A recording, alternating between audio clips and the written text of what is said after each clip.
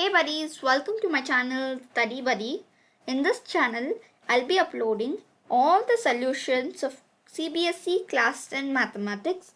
So today we are going to solve the fifth problem of exercise 1.2 from Real Numbers chapter. So let's get started with the fifth problem. Question number 5.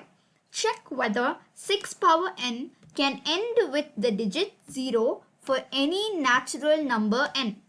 So they're asking us to find whether 6 power n, that is the number 6 power n, can have or end with 0 at the units digit. The ending digit is nothing but the units digit. So can it end with 0? Let's check it out.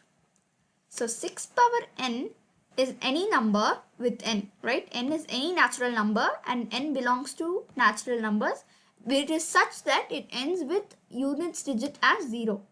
Then 6 power n is equal to 5 into m plus 0. This has to be the condition if it has to end with 0.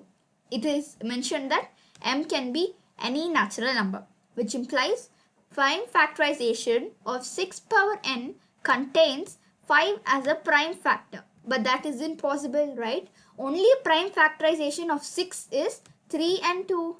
And by uniqueness of fundamental theorem of arithmetic, 5 is not a prime factor, isn't it? Therefore, it contradicts our supposition that 5 is a factor of 6 power n. As I said 5 cannot be a factor of 6 power n since it does not satisfy the fundamental theorem of arithmetic.